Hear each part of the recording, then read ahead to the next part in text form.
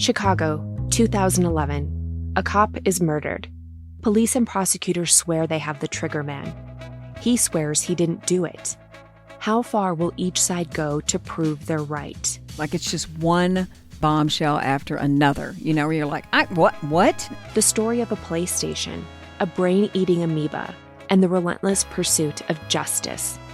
Off Duty, out now. Listen wherever you get your podcasts. Howdy, howdy, ho, and welcome to Fantasy Fan Fellas. I'm Hayden, producer of the Fantasy Fangirls podcast and your resident lover of all things Sanderson. And I'm Steven, your bookish internet goofball, but you can call me the Smash Daddy. And we are currently deep diving Brandon Sanderson's fantasy epic, Mistborn. But here's the catch. Steven here has not read Mistborn before. That's right, hey. So each week, you'll get my unfiltered, raw reactions to every single chapter. And along the way, we'll do character deep dives, magic explainers, and Steven will even try to guess what's next. Spoiler alert, he'll be wrong. Newsflash, I'm never wrong. Episodes come out every Wednesday, and you can find Fantasy Fan Fellas wherever you get your podcasts. Give me a mountain with lots to do. Give me the sunshine, give me a dew. Give me something simple and true. All I need is sunshine and a cool, refreshing mountain dew. So give me my good friends, give me a dew. Grab some friends and an ice-cold Mountain Dew today. Mountain Dew.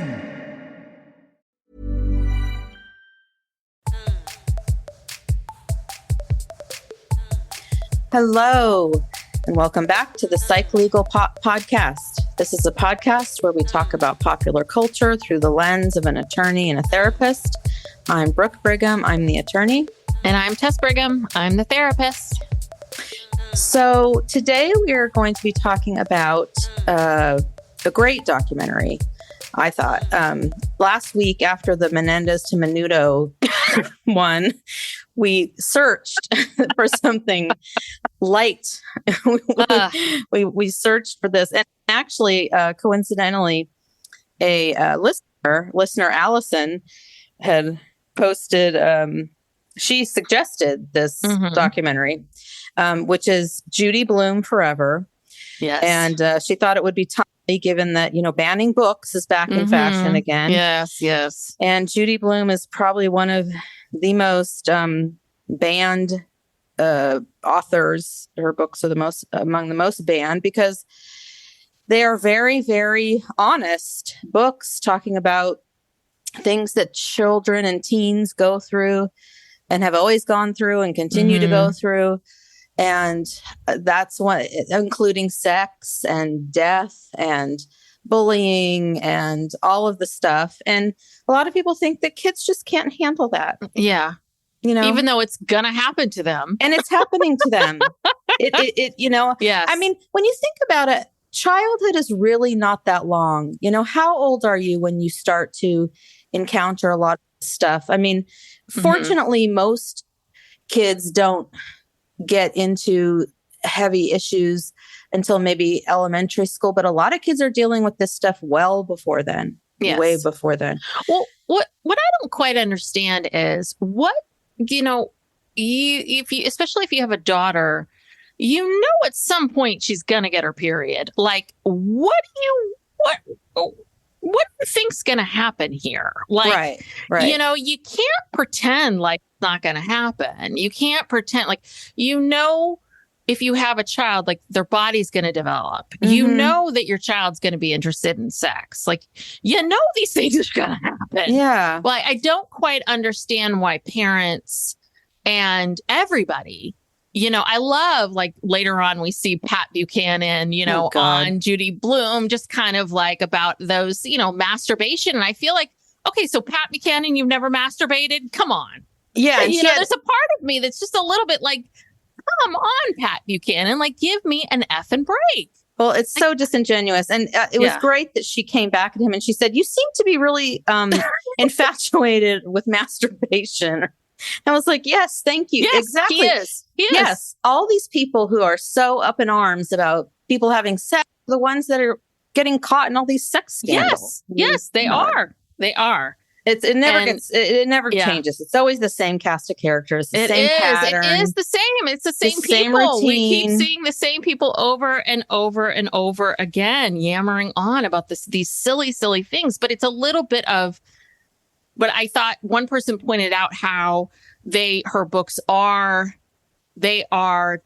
What is it? Because they're timeless because they are so timely. And I think what makes her book so great, if we talk about Are You There, God Bless Me, Margaret, is the fact that there are some things in the book that are very dated, but it is such a great book because it does speak to, these couple years of your life that are so foundational and so important that she captured. Yeah, I mean, the themes never change. I mean, like they interviewed some kids and they were talking about, I've never dialed a rotary phone. I don't know what that is. So, I mean, those details change, but the themes do not change. They are exactly the same. And let me tell you, my daughter started asking me about sex.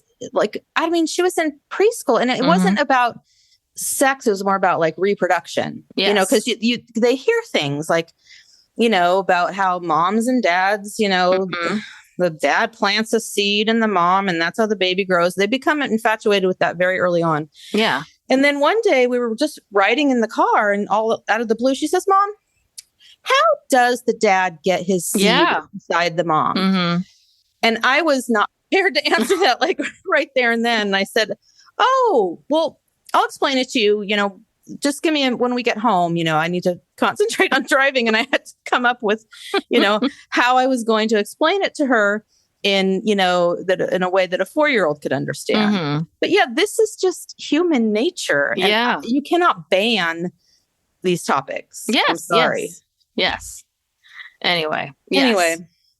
So, we just dove right in. I know. But the documentary doesn't dive right in, we have to say. Right. We start off with her just bicycling down the street. In Key West, where she lives. I thought it was Santa Barbara. And then I was like, oh, she's in Key West. Yeah. Living her life. We see her modern day. She's 83 years old. She looks great. She's in great, very fit. Great physical condition, mentally sharp. Mm-hmm. She's in great condition. Yeah. And so she takes us through her life, basically. Mm-hmm. So she must have been born like what, 1938 or 38. I did the math. Okay. So she basically came up in the late 40s, early 50s, and had this very traditional family. And I guess her mother was not real open or nurturing. It was her father who was the nurturer. Mm-hmm. And, she kind of had that typical 1950s life in New Jersey, in the suburbs. But she said that the 50s were not really a fun time. People were pretending they were having fun, but it wasn't a lot of fun behind the scenes. Well, I think, and one thing that I don't think the 50s were fun for women. No. I think that's, and our mother tells us that too. But men too. Men had no outlet, or, you know what I mean? Like men were expected, they had a lot of pressure on them. You have to work and support a family, and they were not allowed to have any feelings or emotions or, so, I mean, it was hard on them too, in a different way. Yeah. One thing I thought that was interesting, she's Jewish, and she talks about, she was 7 years old when World War II ended. And she talks about like kind of knowing a bit about the Holocaust and Hitler, and that she knew that bad things happened, but that her parents wouldn't tell her, that there were secrets. Mm-hmm. And she hated secrets. She knew that adults kept secrets from kids. And I thought that was really interesting that because she very much, her entire career has been about telling kids secrets, the secrets that parents wouldn't tell you. Mm-hmm. And that her mom was a reader. And her mom really seemed to be about appearances and controlling her. But the one thing that her mom didn't seem to care about or didn't seem to control her was about what she read. And so she became this voracious reader, and then they would read all the time. So anyway, I always thought that was very interesting, that this thing that she felt very free about was reading. Mm-hmm. And we know with writers, writers come from being voracious readers. So, yeah. And that was also a very astute observation about adults and that she very early on was like, yeah. they don't tell us everything, that they keep things from us. Right. And so that probably drove her, desire to write books to tell children, like, this is how it is, and that's okay. Like, everybody goes through this. There's nothing wrong with you. Yeah. That's kind of a theme of a lot of her books. Like, nothing is wrong with you. Yes. Everybody goes through this. You are normal. Everything's good. So she went off to college. She went to NYU. And, first they kind of show her with some of her childhood friends. They're still friends. And, they've had a good childhood. And she went to NYU, but she was basically expected to go there to find a husband. She was not expected to have a career, really. And she did meet someone, her first husband. He was a few years older. He was already working as a lawyer when they met. And sadly, just like a month before her wedding, her father passed away from a massive heart attack at age 54. Yeah. And all the men in his family, none of them lived to 60. Yeah, that's crazy. Yeah. It's crazy. And that also played a big theme in her life, that she knew that her father could die young, and she had a lot of fear about that. And consequently, the theme of parents dying or grandparents dying is a big theme in a lot of her books. Yeah, because it happens a lot it happens in the book Forever. And I feel like, did it happen in Are You There, God? It's Me, Margaret? Did a grandparent die? I think a grandparent may have died. I know it happens in Forever. Yeah. But she talks about when her father dies, that, she talks about how she really couldn't grieve, right? Because she goes right into the wedding, and her mom's very stoic, and we're not going to talk about our feelings. And then she marries this man who he's not talking about his feelings at all. And it's right, like, smile, you're this 50s housewife now, like, right into the wedding. And then right into this 1960s cul-de-sac, New Jersey, like, start pumping out kids and living that life. Yeah. And so she did have 2 kids, a boy and a girl, pretty soon thereafter. And she liked being a mother, and she enjoyed her life. But I think she was looking for something more creative to do, or just something else to do. And so she started writing. And at first she was writing she compared it to Dr. Seuss type books. She was doing a lot of I think she felt like she wanted to do, I think this was right. She was trying to figure out where she fit in. She wanted to do, I think she was thinking like about children's books, and she was doing a lot of illustrations, and she didn't really like doing the illustrations, but it was a lot of these, like, the typical children's books that were very sing-songy, Yeah. And she was sending things out to publishing companies over and over and getting lots of rejections. Yeah. She got a lot of rejections, and they seemed to just mainly just make her more resolved to just keep going. And she was really determined. And then she finally got a publishing deal. And because I think the first book that was published was a book about, it was more of the sing-songy children's book. It was something about was it this middle school? Well, so I guess she must have been doing, so it sounds like, God, I want to say she must have been sending out those letters for a good 8-9 years. And then it sounds like it was Bradbury Press, and she found out that they were looking for realistic fiction for middle school kids. And I think it was sort of like, oh, I can write this free. Like, I got to stop the illustrations. I got to stop doing that. And I wrote down that it was something called Iggy's House, which I've never read. I have a list here of the books in order. Okay, so what's it called? Okay, so the very first book that was published is called The One in the Middle is the Green Kangaroo. Oh, okay. And that's Bradbury House Press? Not sure. It doesn't say. But that's 1969. And then 1970 is Are You There, God? It's Me, Margaret. Oh, interesting. Okay. So I don't know if it was the same publisher, but... Because I wrote down that Are You There, God? It's Me, Margaret was 1969, but okay. Well, I'm just going off the internet. Yeah.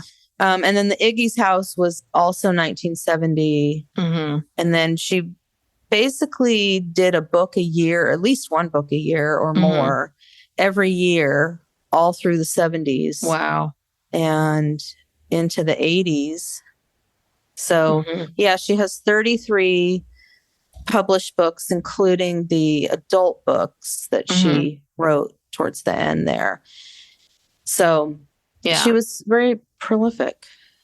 Yeah. But I think, it really was. I didn't realize that it was the Are You There, God? It's Me, Margaret was really the book. Like what I thought was very interesting about this was I realized when I was watching the documentary, like, oh, wow, I've read a lot of her books at the various stages of her career, not really knowing like, oh, wow, this was this part of this career and this was this part of the career. But I did not realize that Are You There, God? It's Me, Margaret was written 1969, 1970, because I remember reading it when I was I think I was in elementary school. I want to say it was like 3rd grade, 4th grade.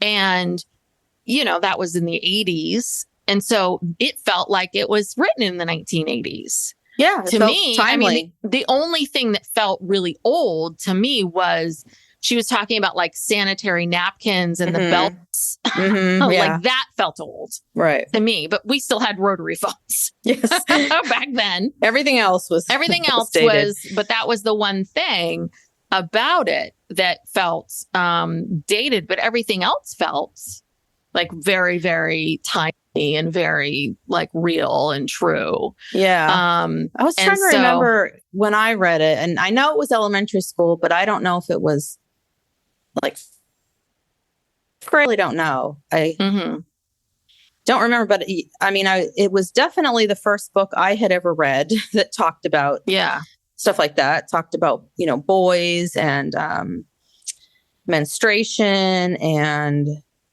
there was something else kind of revolutionary in it. I can't remember. But anyway, yeah, it was mind-blowing. And still, even though I was born in 1969, you were born in 73, even in the 70s and 80s, I don't really feel like people were talking about sex that much. At least, parents were still not, it's not like it was today. It's still, I don't know what I'm trying to say here, but I think that I could really relate to these characters not being, because one of the themes is that these characters really can't talk to their parents or relate to their parents very well. The parents in these books are always people who are not listening to their kids, not really letting their kids make their own decisions or have their own agency. And that was still alive and well in the 80s. So I guess what I'm trying to say. So I could relate. Yes. I don't. And it's funny because I don't remember. Like, I remember how it spoke to me. I don't know if I remember everything else around there, or if I felt like I didn't have agency. I remember that the feeling of, ooh, like this is like, ooh, this is like tantalizing. this is tantalizing. This is taboo. Like, ooh, exciting. I was definitely drawn to the books about sex. I didn't read any of that super fudge. Or whatever. No, I never read. I went straight to Forever. I tried to read the super fudge books and all of that. And then her second book, Then Again, Maybe I Won't, which was about a 12-year-old boy. I read that one. I liked that. I think I read that one. Yeah, because what was good about her, she's an excellent writer. That was the other part about it was, yes, her stuff, I think, was tantalizing and interesting. But what people missed was she's a very, very good writer. She created interesting characters and the descriptions, storylines, descriptions. And what they were also talking about was she made particular situations very realistic and laughable and human. And I think that was the part that I think people really liked about it. So, and yeah. Oh, I was going to say the really cool thing that she started talking about at this point is that because children were so excited to find these books where someone is talking about things that they can relate to in their lives, kids started writing to her. Yeah, and that was the part that blew me away. It blew me away. So she's sitting in this room that is basically an archive of all the letters that kids have written to her over the years.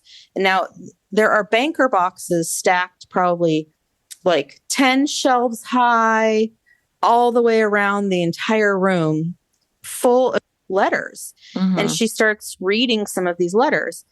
And kids are writing to her asking for advice. And some of them she developed relationships with that went on for decades. Yes. Where they wrote to her, that one girl, I think her name was Lori. Yes. And she was Asian American, and her parents, there was a lot of cultural issues. Her parents really didn't understand a lot of what she was going through. And Judy would write back. Yeah. These long letters where she addresses all of their concerns and gives them advice. And later on, we see more of the people that she wrote to who wrote to her with very serious problems. Yes. And in one letter, she wrote back and she said, I'm going to do some research to see if there's someone in your area that you can talk to help you, some kind of, almost like a child protective services type thing. And she was like really trying to help these kids and kind of save them. Yeah. I couldn't believe that. I thought that was really interesting, and that the documentary found the people and they interviewed them and they read their letter. It was such an interesting part, and that was so surprising that it makes sense. It would make sense that like, oh wow, like you could write to her like a fan letter. I never thought of that, and that wow, she writes back. Yeah, and that she's been, and I guess it was Yale University. They, I guess, put all this stuff together, and I think that was amazing. But one quick thing I thought was so interesting in the midst of all of this, she's talking about this. She's raising these two kids. She's writing all of these books, and she talks about this, that she's the primary caretaker for these kids. Her husband at the time never reads any of her books. She doesn't seem to care. But she's still this mom, and she's going to these block parties with these other women on the block. And they're kind of like, oh, are you still writing those children's books? I just think it's so interesting, like this, how people perceive her and see her. Yeah. You mean the ones that are selling millions and millions of copies? Those? Yes. Like how they see her and how all of that goes. So anyway, the one is, and then they start talking about this book, Blubber. And I was like, God, I kind of sort of remember that book, but I kind of sort of don't. Did you ever read that book? It's about bullying. I remember the name of the book. I don't think I read it. I've heard of all these books, but, a lot of them to me seemed a little young. And again, I was into the ones about sex and boys. That was my jam. Yeah. And then, okay, so the other one is Deanie, which I have to laugh about this because apparently in the book Deanie, there's this 2 lines about Deanie and about masturbation. Yeah. I would just like to say, way over my head, this was the first time I'd ever heard that this was, there was these infamous 2 lines about masturbation and Deanie. I was like, oh, the book about the girl and scoliosis? Yeah. Way over my head. Had no idea. The way it was described was, it was very vague. It was like, but I guess apparently I found my special spot. Yes, but way over my head. Yeah. But anyway, that was the one that Pat Buchanan had such issues with. That's the one he was obsessed with. and what's so interesting about that, right? Which is that I think that people who were at that time finding their special spot, I think would relate to it. And if you weren't, they went over your head. Yeah. At whatever age I was reading Deanie, I think it went right over my head. I was just like, just reading about scoliosis. Well, and the thing about scoliosis, I don't know if you remember this, but there was a period of time, I remember this distinctly when I was in junior high, where people in the schools were obsessed with girls and scoliosis. Yes, it was It was a thing. And I think there was maybe, I don't know what was behind it, but it was so weird. I remember we had to get these scoliosis checks where we had to, all the girls had to go in the girls' locker room. You had to take off your shirt. I think you could keep on your bra if you had a bra, but if you didn't have a bra, I don't know what, I mean, it was humiliating. And then you had to line up and one by one, some nurse, you know, you'd come up to some nurse and you had to bend over and look at your spine and, you know, see if you have scoliosis. And it was totally humiliating. And there were always people who got diagnosed with scoliosis after that and had to wear, I knew several people who had to wear one of those back braces. And I was always terrified that, oh my gosh, you know, am I going to have scoliosis? And then it went away. Yeah. They don't do it anymore. I do vaguely remember this. I do. Yeah. And this Deanie was all about this like gorgeous girl that was like diagnosed with scoliosis. And, you know, what does it mean if, yeah. Well, and the mother wanted her to be a model, was obsessed with her being a model. Yeah. So I guess if she had scoliosis, she couldn't be a model anymore. Like she was done with, you know, over. And there's some ableism in there too. Because they wanted, the school counselor said that she qualified to ride like the special bus, quote, unquote, and she didn't want to do that. So she ripped up the paperwork for it or what. I mean, again, these themes, they're all there. They just look a little bit different. Yes. So then we move into, right now we're, you know, she's writing. We've now moved into the 70s and things have changed, right? Moved into the sexual revolution, the women's movement, and people are getting divorced. And, you know, she started to feel like, you know, she said she wanted to participate in all this. She started to feel fearless in her writing. And this is when she writes Forever. She decides, like, I want to write a book. I guess it was inspired by her daughter, where she was sort of really sick of these books about every time a young woman, especially men, it was okay. But if a young woman had sex, that she was shamed for it, or she was a slut, or if a young woman had sex, that she got pregnant and was sent away and she was this horrible person, or she died, or whatever it is. And she wanted to present sex with two people, not as punishment, but with love and responsibility. And that, you know, and I, you know, it's a great book because I think that it shows, I think, a very natural course of what two seniors in high school would look like, which is you meet, you quote unquote fall in love, you have sex. It's not going to last. Right. You break up. You go your separate ways. You go your separate ways. And it's okay. And it's okay. And everybody's fine. The world fine. didn't end. Yeah. Yes. And you move on with your lives. There's no shame involved.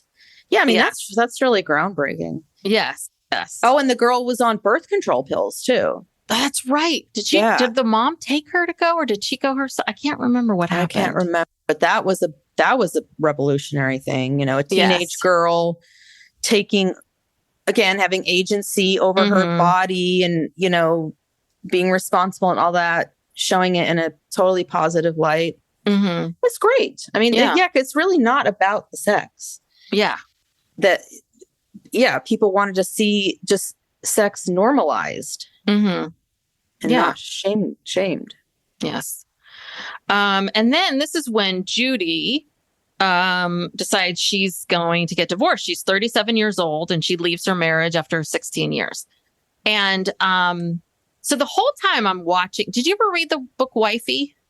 No. Okay. So the whole time, Wifey was one of my favorite books of hers.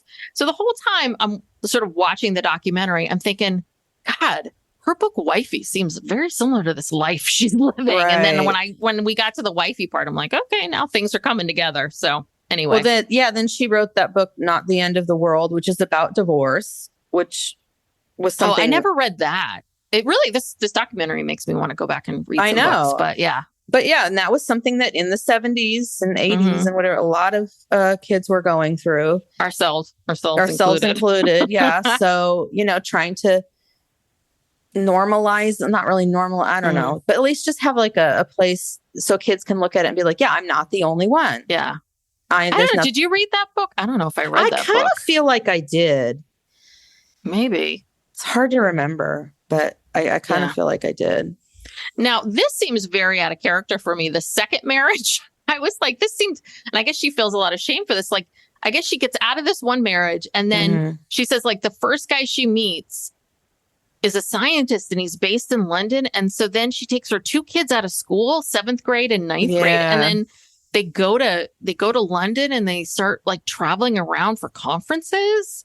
That seems so bizarre. Yeah, she said she was kind of rebelling, I guess, against her old life because she wanted to live her own life, get out of the suburbs. So she really like went to the other extreme. And then later she realizes how rough it was on her kids, and she had a lot of guilt about that. Yeah, but I just kind of like, how do you take a 7th grader and a 9th grader out of school like that? Yeah, seems like, okay. Not very sensitive. No, it's not. And I mean, yeah. Well, they divorced after 4 years, so yeah. But yeah. And that's what. And then she writes Wifey, which was sort of this big deal because it's sort of adult Judy is writing this story, and it really bothered people that she wrote this very adult novel about, you know, this breaking up of this. It's a marriage, and it's essentially, it takes place in sort of the 70s, 80s when this came out. But it's essentially about this like unhappy woman in this marriage with this cold man who is, you know, I think who's very similar to her husband.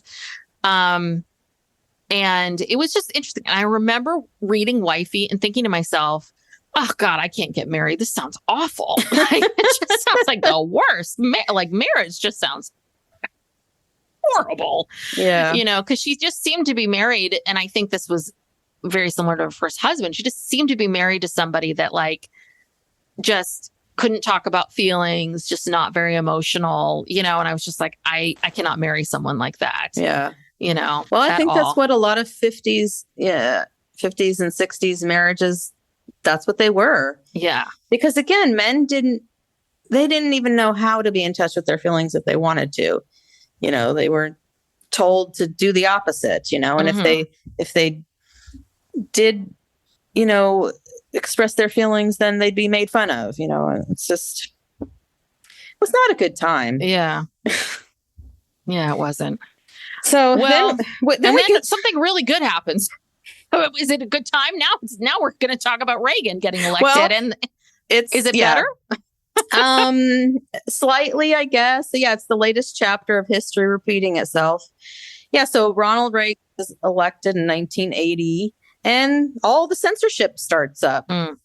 And they went after Judy Blume. Well, did you see this? Like, this is the moral majority, and they're talking about books that they're banning, and they're like, we're banning Shakespeare. We're banning dictionaries. Yeah. They banned dictionaries. I'm like, how can you ban a dictionary? You've got to be kidding me. They banned classics. all kinds of classic books. And again, probably because there was 1 or 2 sentences in them that Pat Buchanan was uncomfortable with, you know? Yes. So that awful Phil Shafley. Oh God, yes. Remember her? I remember these people. I remember these people. Yes, yes. So, and then they show her going on Crossfire with Tom Braden, not name sounds familiar, and Pat Buchanan. Oh God. She held her own. She did very formidable even at a young age, and they show clips of her even before this Crossfire. Anytime you see clips of her defending herself, you know, on any kind of TV show or whatever, she's very, strong and stands up for herself and doesn't back down. And she took on Buchanan and totally humiliated him. Yeah. I mean, God, what? So she's, she finally realized, like, I got to stop going on these shows and trying to defend myself to these, because it's pointless. Why am I trying to have a conversation with Pat Buchanan? This is insane. And she learned that she can't debate the zealots. And, she's got to she's got to just focus on writing and talking to the people that support her and talking to the kids that need her. Right. Mm-hmm. Like, I got to do that. But she said that she, at one point, was getting up to 700 death threats a day. Oh my God. She's not wrong, where she was like, sometimes I would get on these stages and wonder, You know, some crazy person going to come and shoot me, you know, because she supported Planned Parenthood. She supported these very radical. Right. And, you know, it's scary. And she's not wrong to feel a little bit frightened sometimes that she was putting herself out there. But that's what she decided to do. And then we learned that even she felt like she, you know, had been married twice, divorced twice, that she wasn't going to love anymore. But then she met George. Yes. And a law professor in 1979. And they fell in love. And they're still married today. Yes, they're very cute. And George had a daughter, and, you know, they blended their families. Yes. And they show the George's daughter and her daughter, who are now, like, you know, in their 50s or 60s or something. Yeah. And of course, the daughter was 12. So she's like, of course, she knew who Judy Blume was. Yeah. She's so like, I've read her books. Yeah, that must have been a trip for her. But he didn't know. He didn't know who she was. Right. George didn't know who she was, which makes sense. Like, he wouldn't be rooting Judy Blume. But at least the stepdaughter probably knew, this lady's pretty cool. You know, if she's read her books. You know? So then I guess Judy's children were grown and probably out of the house. And then, so they all lived in Santa Fe. And that's when she wrote Tiger Eyes, which I remember reading, which was set in Santa Fe. And I can't remember. So Tiger Eyes was about a girl whose father died, which we know now, right? Judy talks about this, which was all about her talking about and processing her father passing away. But there was something more to Tiger Eyes. What was the full? Do you remember? Did you read that book? I didn't read that. Oh. No, I don't know. Remember this what story. the other plot was. Yeah. But it was there was more, there was a subplot to it. I can't remember what it was. Yeah, I mean, it was more like a teen, you know, teen era kind of, you know, as opposed to the younger stuff, more. Yeah, serious. that was kind of like she kind of went back to the middle school teen stuff there after doing Wifey. And she had done, they mentioned some other books. She did some other adult books that I like Smart Women. And there were a few others that were Summer good. Sisters. Yeah. I don't know if I've ever read Summer Sisters. Maybe I have. I have to go back and look.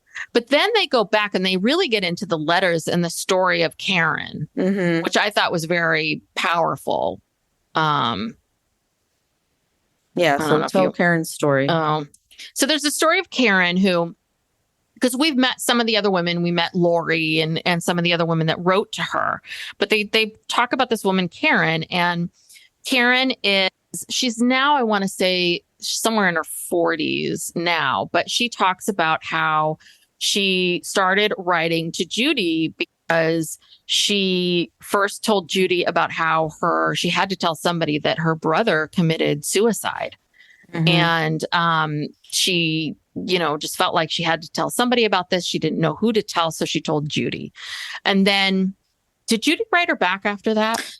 Yeah, and they established a writing relationship. And then after a while, Karen felt comfortable enough to tell her. Yeah. So then Karen said, okay, I've got to figure out how to phrase this to Judy. If I tell her, I'll tell her and I'll just make it sound so interesting how she phrased it. It was like, I need to make it sound important, but not too important. I need to make it sound, I wish I wrote down the words that she used because it's so interesting in the mind of a child. Like, how do I make her hear this, but not hear this in a way that she can hear it, but not freak out, but also not, hear it, but be seen, but not freak out. And she tells Judy, but I have to also tell you, for 7 years, I was sexually abused. And the person that sexually abused me was my brother. Who killed himself. And so Judy, you know, takes this all in and writes her back this long letter and says, you know, I'm basically gives her a lot of advice, you know, tells her this is good for you to tell your story. You know, you don't have to tell everybody your story, but writing is a great way for you to process your feelings. And this is where she says, I'm going to do a little research and try to find you some help in your area. And this is where she does say, where she goes to a therapist and says, what do I do with all of this? She was starting to feel emotional weight of all of it. Because this is a lot of stuff. I mean, the fact that, and I don't know if she's writing back to every single letter every single time. I don't know if she could, but it sounds like she is, trying to be consistent with a lot of these kids, but this is a lot. I mean, these kids are telling her a tremendous amount. But what's interesting is Karen talks about this, that what was so impactful for her. And I think Karen does say that, Judy kind of saved her life because someone was there to hear her story. And what Judy did was validate it. Like, I hear you. Someone's listening to you. Someone cares. Right. And someone was here to tell you that's not okay. I hear you. I see you. And I, and these are, and I'm here to help you. I'm here to listen to you. And sometimes for some people, that's all you need. Like, it just takes, I think a lot of times people wonder, like, what does it take for somebody why does one person survive and another person doesn't? And it's like, sometimes it just takes one person to just believe in you. And that's it. And so throughout all these years, it's like Karen kept writing to her, like, I'm in high school now. I graduated. I'm in college now. I graduated. Getting married. I'm married. I have kids. I'm this, I'm that. And then we see, I guess apparently, we also see Lori, she's Korean? Asian? Oh, she's Asian American. She's Asian American. She was the one who, she wrote to Judy a lot as a young She was kid. very mature and she had a lot of questions. A lot of questions about life and that she wasn't getting from her parents. And so she said, when I graduated from Bryn Mawr, apparently she was having a lot of problems with her family. So she wrote to Judy and said, I'm having issues with my family. Will you come to my graduation? Judy said, sure. So she and George showed up. I know. That was so sweet. That was so kind. I was like, I can't believe she showed up to that. So we see her at Lori's graduation. Yeah. So I get the sense that there are probably a lot of people that wrote her once. And then maybe a few people once or twice. And then there's got to be like a handful of these Karens and Loris that were like she had long-term relationships with. Because there's no way she could have maintained a lot of these. But it seemed to me like she tried awfully hard to respond to every person who wrote to her. And if they wrote a second time or a third time, then it would turn into these kind of things. But that was not the majority at all of them. Yes. Wow. But that is, I mean, I had that part of the story. I had no idea that she had been, and that and it just seems so odd to me to, but it makes sense for so many kids who felt so alone. Like to go to them. I mean, personally for me, everyone has their own experiences. I always felt like if I did have questions, I could go to our parents. Maybe not dad, but like I could go to mom and ask her questions. I didn't feel that way. Oh, I felt like I could. I mean, and ask her questions if I needed to. I felt like she was very forthright with things personally. Sometimes a little too forthright. It was a little bit like, okay, tone it down. Yeah, TMI. There were some times. So anyway. I don't know. Maybe it was just me. Maybe I just wasn't able to, not that I couldn't go to her, but when I say I felt like I couldn't go to her, it's not that I felt like she would reject me or, not help me. I just personally couldn't do it. I couldn't muster up the courage to do it and say what I wanted to say. I just couldn't do it. And so that was just me.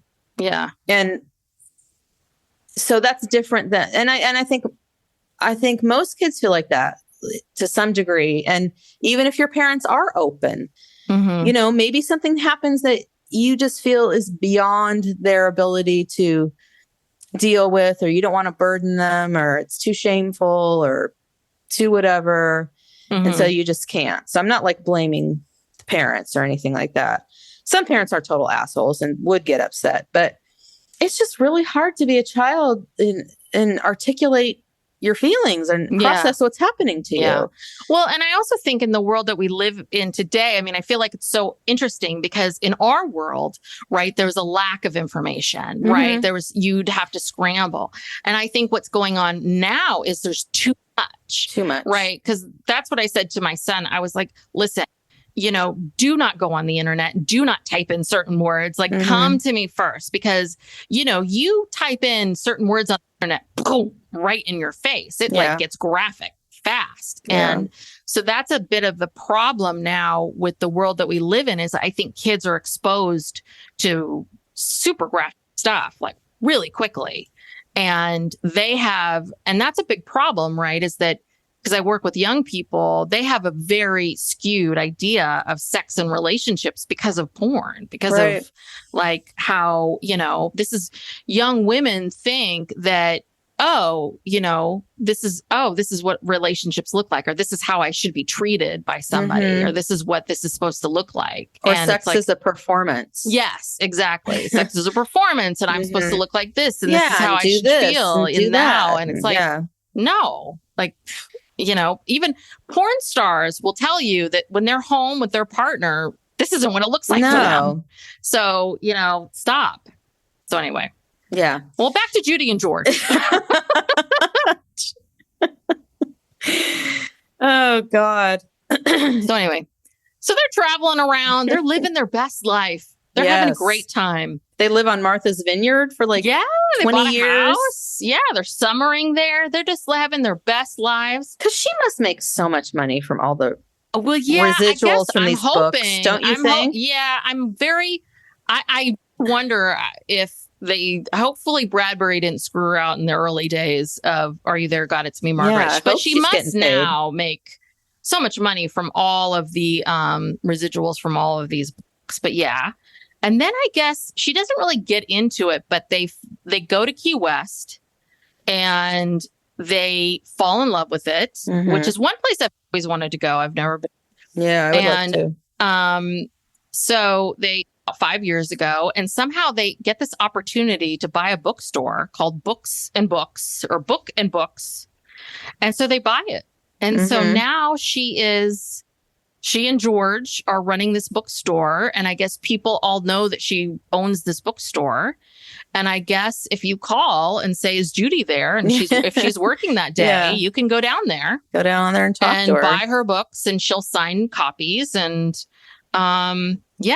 it's crazy. Yeah. And she also works with this group, the National Coalition Against Censorship. That's where she channels her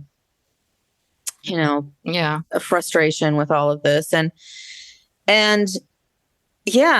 book bans are back again. And, it's interesting because right now it seems like predominantly they are targeting books that have anything to do with LGBTQ issues, characters, stories.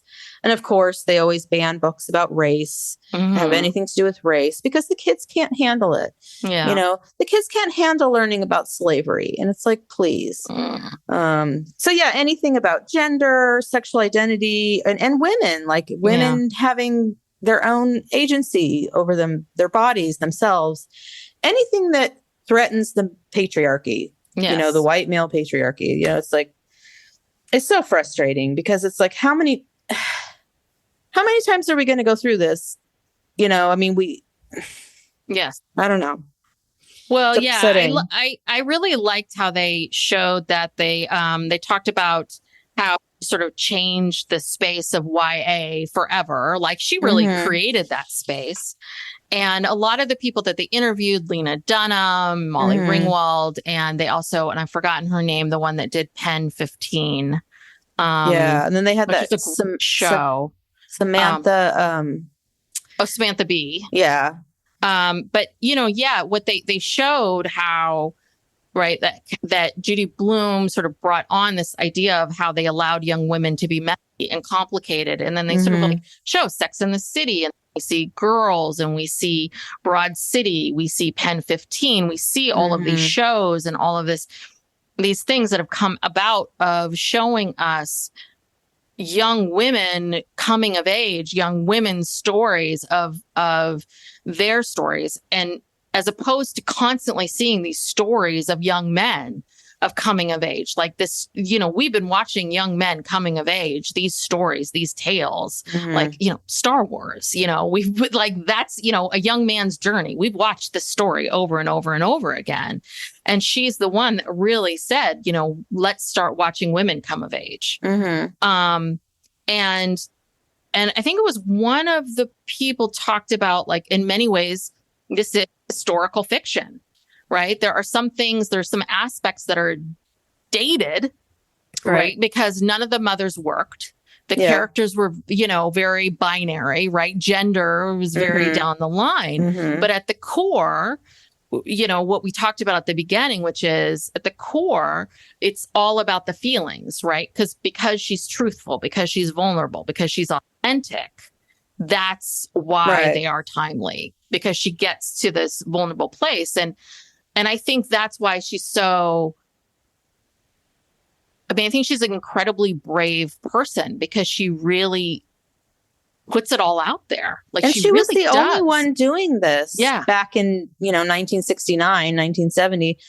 I can't think of anyone else who was doing this. I'm sure there are, but not to this degree, with this many books and sold this many books. And she really, I think what's so beautiful about her is that she treats children like human beings, like people who deserve to be heard, and who it shouldn't just be that children should be seen and not heard thing, which was that's all the 1950s and 60s. And, this, the respect that she has for children of all ages to be able to cope with things and understand things. And I don't know, I'm not saying this very well, but no, it's just, you are. No, you're right. This is what I love about this, the way we do things. It's just a little bit of like, okay, come into this world, be seen and not heard. Let's not validate your feelings. Let's treat you like crap. Let's abuse you and push you into the corner. Okay, great. You're an adult now.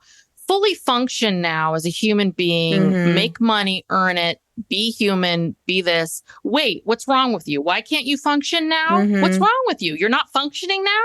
Why can't you function now? Yeah. It's a little bit of like, right. The whole concept of raising children, and people think that it requires far less than it really does. It's like children, young adults, young people, I have a daughter who's about to be 20 years old next week. I have done more parenting in the last couple of years than I have in my entire life. You know what I mean? This is probably I think this has been the most difficult stage of parenting ever.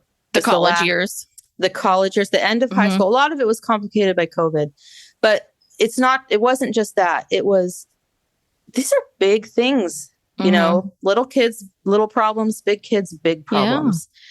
It is tough, and kids need compassion. They need help. They need support. Yeah. It's this whole thing about just saying, oh, okay, well, good luck. I guess I just wonder, all of these people that are up in arms about, ban books, and we can't talk about this, we can't talk about that. So what do you want people to do? What are you thinking's going to happen? So what do you think's going to happen with these kids? They're not going away. LGBTQ people are not going away. They are here. You can ban all the books you want about them, but they are here. And what are we doing to help them? Well, I guess I'm perplexed about what, I'm just so perplexed. I'm perplexed about what do you think is going to happen? What do you think is going to happen? Right. Yeah. If you read this book, what do you think is going to happen? What do you think is really going to happen? If someone reads 3 lines about someone touching their special place, like, what do you think I mean, it's like an honest question. I really want to know Pat Buchanan. Is Pat Buchanan still alive? Like, I really want. I think he is. If you're listening to the podcast right now, Pat Buchanan, or if someone knows Pat Buchanan, I'd really love to know. Like, it's an honest question on my part. I just want to know, like, what do you think will happen? Like, what do you think this person will do or know? Right. Or developmentally, how old do you think someone needs to be to read those lines? Right. Like, do you masturbate, Pat Buchanan? Do you think people shouldn't masturbate? Do you think children shouldn't masturbate? I just want to know. What? Yeah. What is the issue? I mean, we're still trying to get to the issue. Exactly. It's like, what do you think will happen if this thing, but whatever's happening in Florida and these other places about, kids shouldn't have to learn about slavery because it's too much. It's too painful and this and that. And it's like, to whom? To whom? Exactly. You know what? Slavery happened. Not reading about it is not going to make it go away. Yeah. We are living with the repercussions of it, with people all around you who they are here. Yes. They have the right to be heard. People have the right to learn about it. And the whole issue about having somebody else decide what you can read and what you can't read. And that there's two levels of that. There's the level of, some governor or school board person deciding what you can read or don't read. And then there's also the issue of your parents deciding what you can read or not read. And even what if you have parents? What if Pat Buchanan is your father and he says you can't read this? I mean, it's like you're being deprived of some kind of a human right. And just because you're under 18, like, you can't read a book because your father's obsessed with masturbation and doesn't want you to hear about it. I don't know. But this is what's so insane about this, which is you can't read this book, but at the same, because you cannot read this book, I'm going to infringe on your rights. But at the same time, oh, wait a second. No, I'm not going to spend an extra 3 days waiting for an assault rifle. I'm not going to go fill out this paperwork. You're infringing on my right. Right. And don't tell me to get a vaccination because you're infringing on my rights. And don't tell me I need a vaccination to do this, and this. It makes no friggin' sense. It makes no sense. And I guess we're going to get some more complaints on today because I'm sure we just this and that and that and this. We just lost. We just lost a bunch of listeners. We lost a bunch of listeners right in the last 5 minutes. But oh well, you know what? I got to be me. I got to live my life. God, I don't know. Got to, that's my right. All right. Well, Judy stood up for what she believes in, and we're standing up for what we believe in. That's right. And you know what? If you don't want to listen to this podcast, guess what? It's free. You don't have to. It's not required. It's not required. We're not banning you. No. Even if you can say whatever you want about us, and we'll still let you listen. Yes, exactly. We can't ban you. Yes. But even if we could, even if we wanted to. Even if we could, we wouldn't, because yes. Well, even if there was a way to, I don't even know how to do that. That's what I'm saying. I don't think there is a way to block someone from listening. But if there I don't think there is. And if there was, we're Gen Xers. Don't know how to do that. No, above my pay. All right. Okay. Well, it's Judy Blume Forever. Yes. She's our girl. It's a great documentary. This inspired me. I gotta read more. I really do. Yeah, I spend so much time watching TV for this podcast. I know. But I gotta read more. I really do. Yeah. Books are great. Yeah. No books should be banned. Nope.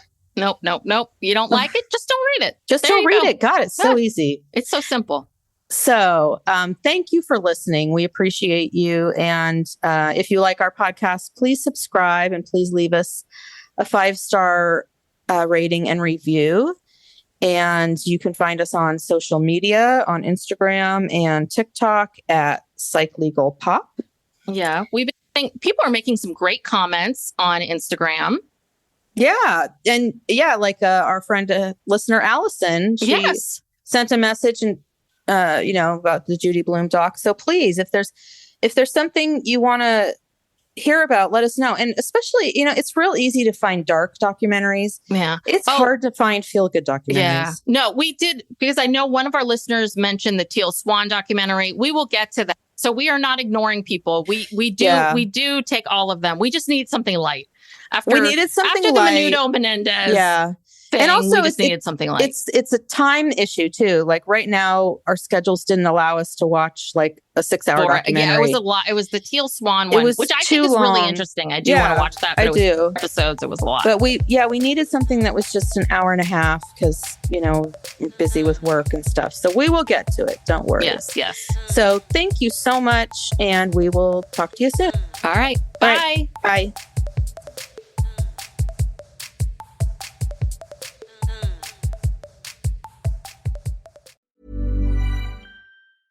Howdy, howdy, ho, and welcome to Fantasy Fan Fellas. I'm Hayden, producer of the Fantasy Fangirls podcast and your resident lover of all things Sanderson. And I'm Steven, your bookish internet goofball, but you can call me the Smash Daddy. And we are currently deep diving Brandon Sanderson's fantasy epic, Mistborn. But here's the catch. Steven here has not read Mistborn before. That's right, hey. So each week, you'll get my unfiltered, raw reactions to every single chapter. And along the way, we'll do character deep dives, magic explainers, and Steven will even try to guess what's next. Spoiler alert, he'll be wrong. Newsflash, I'm never wrong. Episodes come out every Wednesday, and you can find Fantasy Fan Fellas wherever you get your podcasts.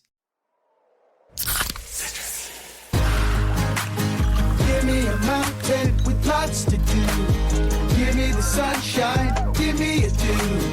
Give me something simple and true. All I need is sunshine and a cool, refreshing mountain dew. So give me my good friends, give me a dew. Grab some friends and an ice cold Mountain Dew today. Mountain Dew.